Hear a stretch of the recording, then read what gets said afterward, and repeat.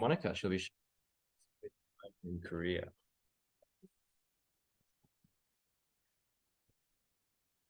Hello, good morning, everyone. I want to apologize again for being late. Sorry for keeping you. Hope you're all good. You enjoy your 1 hour more sleep? Yes. Rested well, yeah? Okay, good. Do you have the slide? Yeah.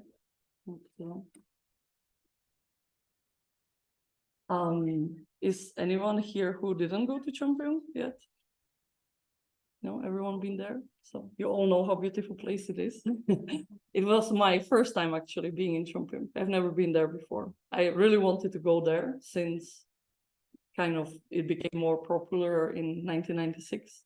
I never had opportunity to go. Anyway, maybe before I start to share what happened there, can say a million things, but I will share just a little bit, not everything. Don't worry. Don't want to keep you until tomorrow.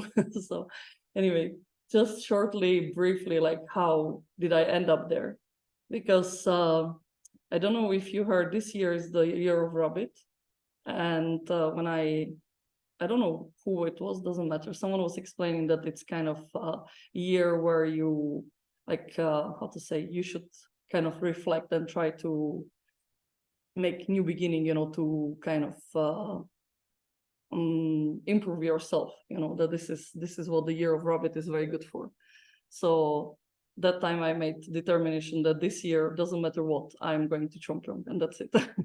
I don't care even if I have to leave the work, as you can imagine. I was there exactly 2 months. So 2 months is not short time to leave work, to leave family and many other things. But I just said to Heavenly Parent, okay, I really need to go this year, and that's it. And please, I do whatever I can do, and please just do the rest. So I can really go. I didn't have to leave the work. I got sick leave for two months. Thanks to our Heavenly Parent. It was amazing. Anyway, this is for some other time. So yeah, the reason why I wanted to go there so much was because of course, everyone wants to go to Cheongpyeong, experience different things. But for me, I had very important reason why to go, because I think even before joining the church or before the blessing, I always had troubles being close with people, not just close like to be friends, but like really physically close, hugs or shaking hands. This was always a problem. Of course, after starting family life, you can imagine this is not helping much. So let's just shortly say, it was suffering for both me and Tinko. Not very nice. And I thought it's only like with kind of elder people, like friends, like people who are not, children. But when our children started to be born, I realized I actually have it all, even with our children. It was very hard for me. Not always, but sometimes when they came and to get a hug, or to cuddle, let's say 40% of the time it was fine. I was very happy. 60% of the time, there was so much hate inside coming out towards whoever was there and wanted to receive my attention. Doesn't matter if it was Tink or if it was our children. It was very hard for me, really hard. So yeah. So this was kind of the main reason why I really wanted to go there, because I felt like I am fed up of living this way. This was more than 20 years, living like this. So yeah, I was like, yeah, this is it. I go there, and doesn't matter what I have to do, any conditions, any indemnity that I need to pay. I really want to not just resolve the issue, but also understand why is it there, and if I can, to help others. Because I actually, now when our children, when they're already grown up, like I can see it's very difficult for them too, to be close to other people, to even get hugs to each other. I can see they always like, keeping distance. So like seeing all these things, it's like it really was waiting on me. And so yeah, off I went. Tinko, he gave me another task. He said, all these things can be resolved if you connect to God's original ideal. Then everything is resolved. If you really connect to God's original ideal, all these things will be resolved. So I was like, okay, so 2 tasks. So this was my main goal. I had very idealistic, naive plan in my head, you know, that when I get to Cheongpyeong and I will do all the possible condition, like bowing condition, I will go to the Tree of Blessing, maybe even twice a day, and, you know, really, you know, devotion. Yeah, it was very nice. Maybe the first few days were nice. Then after a few days, I started to have so many physical problems, like so much pain. I think I never had so much pain in my life. It was really hard physically, everything. And on top of everything, that time I went there together, like just 1 week after Daniel and Veronica went there. So it was still August. It was 20th of August when I arrived to Cheongpyeong. So it was still really hot, 35 degrees. Not very pleasant. I really don't like heat. So if only the heat was killing me already, plus all the physical pain was really almost unbearable. Like, just to maybe explain a little bit, you know, in Cheongpyeong you sleep on the floor, on the sleeping bags. So going to lay down the sleeping bag in the evening, many times I was really worried that I won't be able to stand up in the morning because of all the pain and everything. So yeah, all my beautiful idealistic plans went to the bin because going to the Tree of Blessing didn't happen until 1 month later. I could never go to the Tree of Blessing. I tried once. It took me more than 1 hour to go up and down. So I decided, okay, there's not really, with all the schedule, there was not really time to to do this. So yeah, anyway. So throw everything in the bin and was trying to kind of reorganize my whole being in Cheongpyeong. Felt very desperate because, like, I am a person who is, it's for me, it's hard to pray coming from communist country, not religious background, always difficult anyway.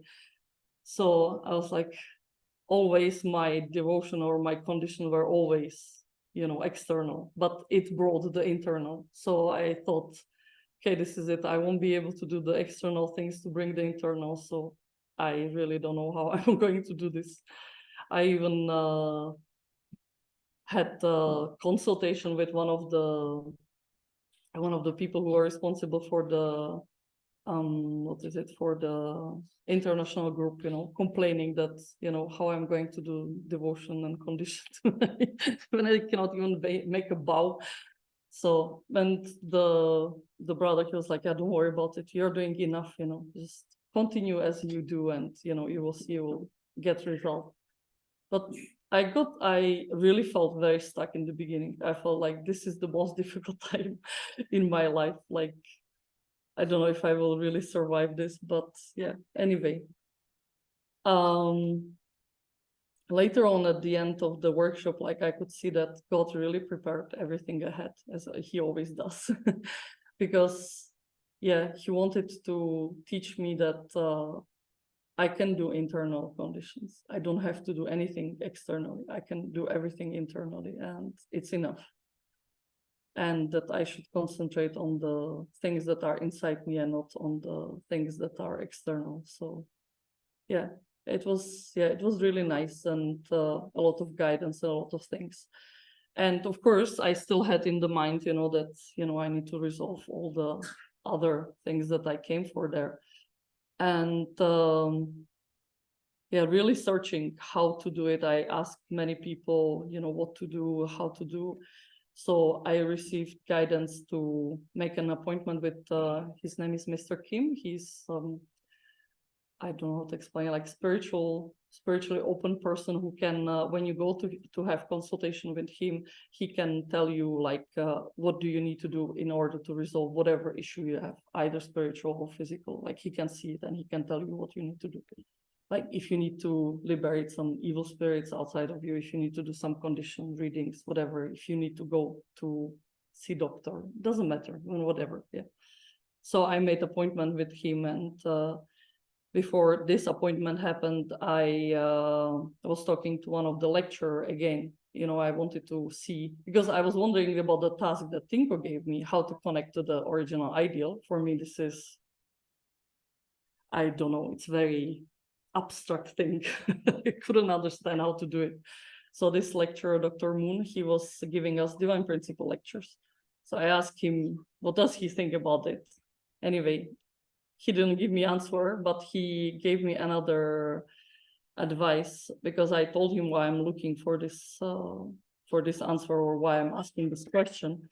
And he said, when I do Chanyang, I should ask our heavenly parent to use my hands to get rid of the evil spirit, because Dr. Moon, he told me, this is probably not you at all. It's some evil spirit that is inside you, maybe many of them, that needs to just go out and you will be fine. So please pray and ask Heavenly Parent that, your hands will not be your hands, but it will be hands of Heavenly Parent. He even said, because he was always emphasizing to us that Heavenly Parent is very close to us. It's not like Heavenly Parent, it's our mom and dad. So he said, use the hands as a mom and dad. And when you're clapping, this is, Heavenly Parent will be using them. So that evening, I went to the usual Chanyang session. I prayed, and I really desperately, because I was really desperate. So I really honestly, desperately asked, for Heavenly Parent to do this, that, it will not be my hands, it will be mom and dad. And yeah, they will do whatever they need to do to, get rid of the spirits. And what happened? Can I get the next one? And this happened. This green thing there, this is me. Sorry, I tried to make it better, but yeah, it wasn't very much working. So anyway, we end up like this. So the moment the Chanyang started, like the moment I finished the prayer and the Chanyang started, I felt so much, I don't know what, like some kind of very nice energy inside me that made me cry a lot.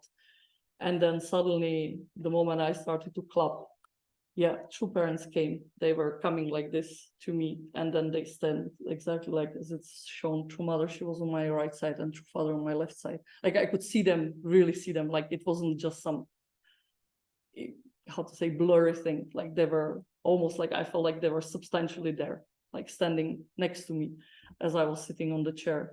And I was clapping like this, and and how they were standing like this. So they were clapping on me, like on both sides, like this on the shoulder and on the back. And like there was, I don't know, like I felt so grateful, so happy, so relieved that they were there and that they were hoping to get out whatever was inside me. And I was crying the whole time. I couldn't just stop crying, and it was very interesting. It was like a wave of energy and light that was going in and out. I couldn't see any spirits going out or anything, it was just like the energy, dong, dong, dong, going in and out. And then, can we have the next one? No. It's not coming up.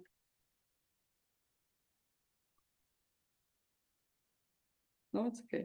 So what happened next was, so this is something what happened. So what happened after was that suddenly true parents, they came in front of me, and so like I could see like a head and hands coming out from my chest. Like it was very, like this like great thing, it looked most of all like a man, some kind of spirit. And they were like true father was holding the hand here and true mother here, and they were trying to pull this. It was bigger than me, and they were trying to pull it out of me. They had a really hard time, and I was very worried that the Chanyang will finish and they will not be able to pull it out. I was really worried, so I was really clapping hard, and I was like, please take it out. I don't want it back inside me. And it took, for me, it felt like it took a really long time. Like the Chanyang session is 1 hour. So you can imagine like the whole process took 1 hour. And in the end, they could take the whole thing out, as you can see here. But you cannot see, there was still some kind of line that was attached to me. like two parents and this together with the spirit, they were, you know, maybe at the end of the garden, because this is how big the halls are there in Cheongpyeong, where you do the chanyang. So they were completely at the end of the hall, but still this thing was with some kind of piece of cloth. It looked like, you know, like something like this, you know, just it's cloth, you know, that was still attached to my chest, and it was, they were still pulling it out and still couldn't pull it out. And I could see how true parents are tired and how they have no energy anymore. And there was nobody. I couldn't see anybody. Nobody was helping. And I was so desperate. I was like, no, this is not right. This is not how it should be. So I pray that someone will come and help them. And I could see the kind of balls, light bulbs, you know, that balls that came and lifted up the clothes and finally pull it out for me. And everything disappeared. The moment this was detached from me, everything was gone. Like nothing was there. I was back in the, I mean, not back, but I could see just people clapping and everything, you know, what was happening in the hall. And yeah, I, like when the moment everything finished, like, I don't know if you, when you have like spiritual experience, for me, I had maybe 2 in my life and I was always doubting them. So this happened same. After all this finished, I was like, I just imagine this is complete nonsense, you know, it's so ridiculous. All of it is ridiculous. I don't believe that it really happened. But I had so much pain. It was unbelievable. I had feeling that whatever was inside left big hole, big dip in my chest. And actually when, you know, when I looked, you know, it felt like I can see it, how big and dark and deep it is. And it's making me really sore. Like maybe if you scratch yourself, you know, like this kind of feeling, very strange, you know, stingy feeling. This is how I felt in my chest. So because of this pain, I understood that, yeah, it wasn't imagination. It was not just, you know, I made it up. But yeah, it was really real. After the Changyang session, we had Hundoke, so I started to feel very sick, like I catch cold. I was shivering and I was really cold. So went to dress up, got some hot tea and went to Cheongpyeong to kind of try to make sense out of all of this, and also to ask to parents, what am I supposed to do with the hole that's so painful and that feels like anything can come in now. Like it's nice, it's out, but now what will come in there?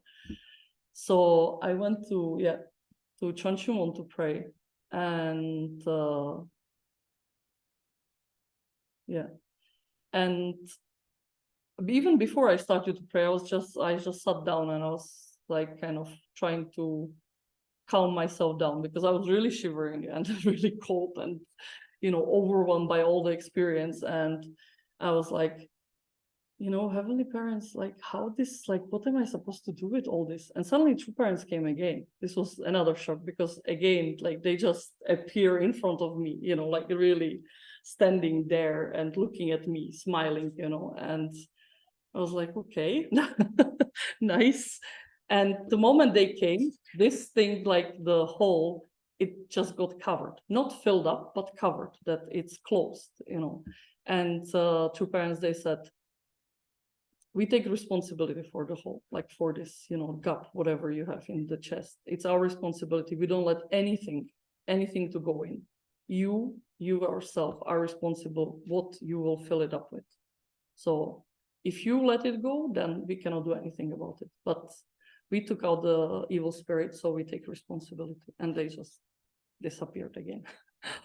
So yeah, I was just sitting there and I was wondering, after, how to say, not doing many conditions or devotions, you know, how suddenly things started to go so fast, you know, like so many deep experiences that I had, and was really just grateful and praying to Heavenly Parent, you know, to, how to say, that all these things doesn't go vanish, and that, you know, whatever happened, that it will really stay deep inside me. And I was also actually grateful that not because the evil spirit was out, but because it could go to the 100-day workshop and could be restored. It didn't have to be anymore the evil spirit and doesn't have to suffer inside me. That can just experience a lot of love of heavenly parents and true parents. And so this happened on Tuesday. And then on Thursday, I had the consultation with Mr. Kim, with the with the man who can see everything. So I went to him because I couldn't, like that time, I couldn't understand that this spirit that true parents took out was really the evil spirit that was causing all the feelings that I had. So anyway, I went to Mr. Kim and I asked him again, how to resolve these feelings and all these things. And he looked at me and he said, "Oh, there's no evil spirit." That time I was very angry because he said, "No evil spirit, but it's all on you. Like you are the one who is doing all this. You are the one who is responsible for these feelings because," how did he say it? "You yourself are too strong and you are putting yourself in front of God ahead of your husband. So you have to kind of put yourself, in the proper position. Like you have to go down. You have to put your husband and children first." And for me, that time when he said this and the consultation finished and I left, I felt like this is really not helping because I'm trying to do this all my life. And I thought that I did, always put Tinko ahead of me, that I was never the one trying to dominate or to be above him, in front of God or anything like this. So off I went again to Cheongpyeong because I felt really desperate. I felt like, maybe better I just die. Like I really don't know how I'm going to do this. Like I really have no clue. And because many times in Cheongpyeong I heard, Cheongpyeong is the office of True Father. So when I went there and I was again really desperate and I was like, "True Father, I'm really sorry. Like I know I don't want to bother you, but I really don't know what to do. I am so devastated by this news and by what am I supposed to do with it.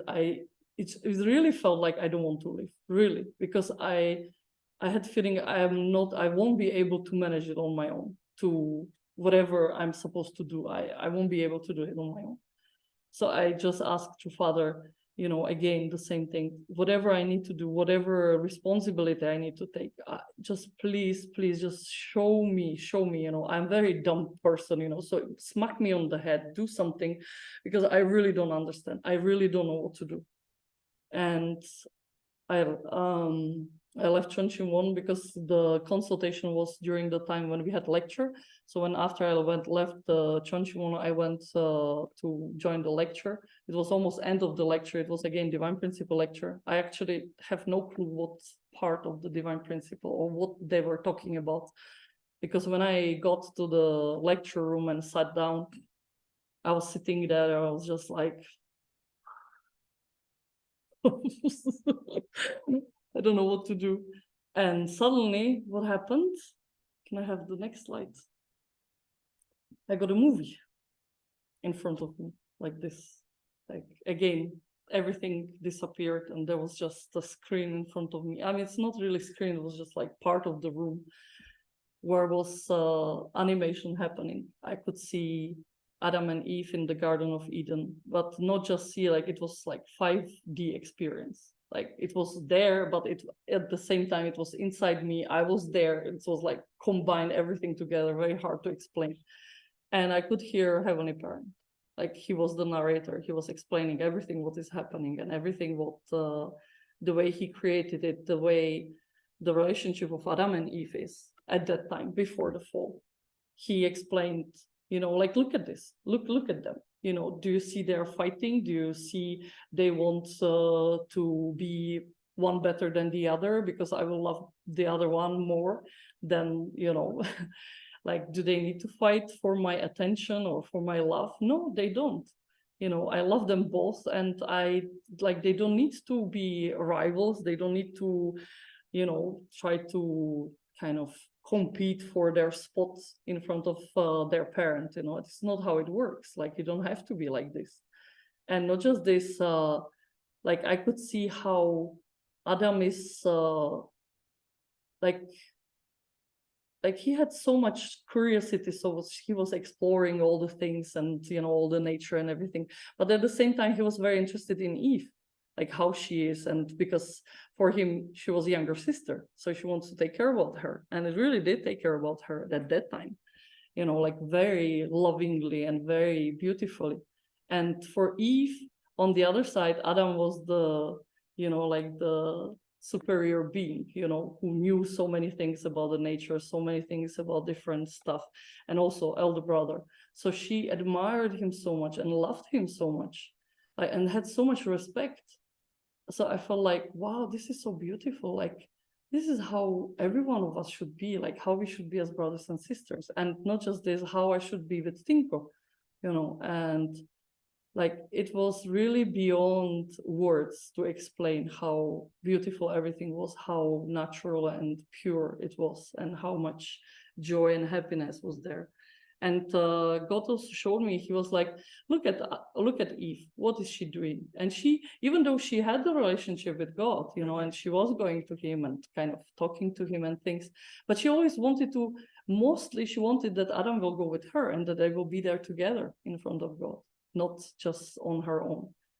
So yeah, it was really, really beautiful and very nice. Like it went very deep inside me, and like all these two experiences combined together, they completely erase anything that was left from the feelings or from my concepts about the relationship between brothers and sisters and my relationship with Tinko as husband and wife.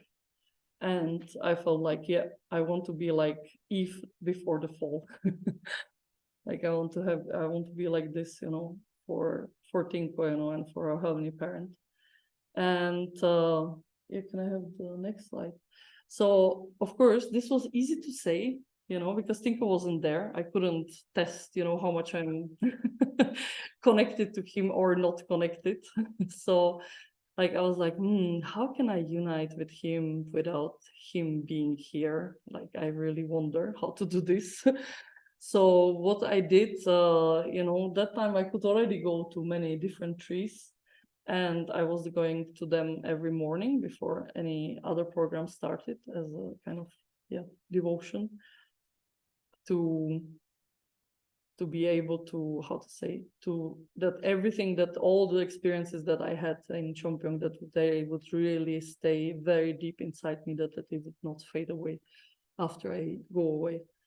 And so the morning walk, I decided, okay, so let's see if I can make unity with Tinko even when he's not here. And I prayed and asked Heavenly Parent, to be able to go for the same walk that I go every day in the morning, but that I will go with Tinko, even though he's not there, that we will go together. And it happened, it did. Like I couldn't see Tinko there, but every tree, every place I went that I usually did every day, the same thing, suddenly nothing was the same. Nothing. I went to the water of life, like there I would usually pray, that, if I drink it, then yeah, it will heal and whatever stuff. But there, like, it's very beautifully made. And it's just like, God told me, like Tinko, he did the same thing for your mother-in-law in her garden, very similar thing. So this is like, you have to look at it and you have to remind yourself that this was his devotion for his mom. And I was like, wow, okay, nice. Interesting. And many other things, like, for example, the tree of love. Tinko, many times he was explaining that, or sharing that when he went to Cheongpyeong, because that time, I think he went there during his STF time. He was making fun of the angels somewhere around there. And he just, on the flat floor, he just tripped and fell down, So he was always laughing, that it was the angels who tripped him over. So when I came to the Tree of Love, like suddenly this story came and I was like, oh, this is interesting. Where actually could he trip off all over here, on this completely flat surface? Like all these things like this. And like in the end, I wrote a very short story about it and I sent it to Tinko, and he was he was like, see, this is how God sees me. I even don't see myself like this. So like I understood that the whole walk that happened, you know, it wasn't just me and Tinko, but really because me and Tinko, we were there. God could be there too. You know, it was like the whole full thing. And yeah, it's how to say, it's very hard to explain, but after coming back from Cheongpyeong, and even during the Cheongpyeong, I was giving testimony many times about things that happened, but like actually it helped me a lot to understand more and more. Like every time when I gave testimony, I could understand more what happened, and I could see that I was really reborn. I didn't want to say, I was very scared to say that I was reborn because maybe it's not true, but I did. I was reborn. I had time in Cheongpyeong where I had to learn to know myself again because I became a completely different person from before. And even now, I still don't completely comprehend all the experiences and all the changes that happen inside me. How I would explain it or how I feel it is in my heart when you have emotion, intellect, and will. It's so balanced, everything. It's like, you know, there is like, if some situation happens, it's not like suddenly, oh, you know, there's this strong emotion, something, oh, you know, oh, or like some push, oh yeah, I have to do something like this, or some too many thoughts coming. No, it's not. It's just like, it's so nice balance that any situation that comes, like I can deal with it in very calm way. Like I don't have the stress that I would have before. So yeah, like I'm really grateful for all the experiences. This is just very small part of the experiences, but maybe the most profound. And yeah, probably many experiences that I even don't know that Heavenly Parents took me through, and they happened. Actually, this is already outside because I have a lot of presents for you that are not for me. What happened when I was giving the testimony in Cheongpyeong during the vigil prayer, one brother, he found me after because he heard that I came from Ireland. His name is Kim. He was missionary in Ireland in 1993 to 1996 when True Mother was giving her speech here.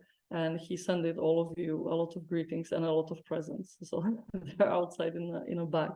So this is like, I felt this is maybe thanks to all these things that happened and me giving testimonies. Yeah, many other things could happen because of this. Yeah, like this brother finding me and yeah, being able to kind of connect again to Ireland. He really missed Ireland. I also met his wife. She also missed Ireland a lot. She feels like she would like to come back.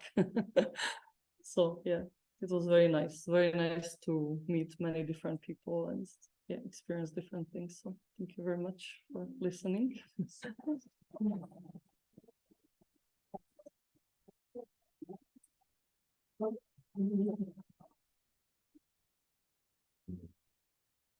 Yeah, I can only begin to imagine how intense that time period was for you. So I'm just really grateful that you took the time and energy to come up here and